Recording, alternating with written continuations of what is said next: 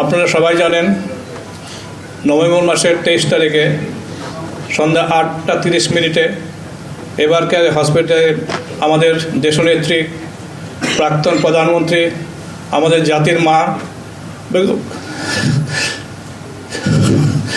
খালেদা জিয়া ভর্তি হয়েছিলেন।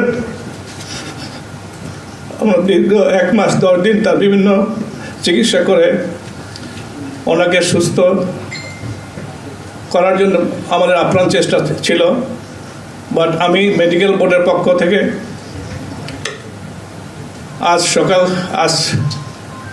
ভোর 6টায় 30শে ডিসেম্বর ওনার মৃত্যু ক্লিনিক্যালি ডেথ ঘোষণা করেছিলাম। আপনাদের মাধ্যমে দেশবাসীর কাছে ওনার দোয়া চাই, আপনারা দোয়া করবেন উনি যেন বেহেশতবাসী হন। ধন্যবাদ।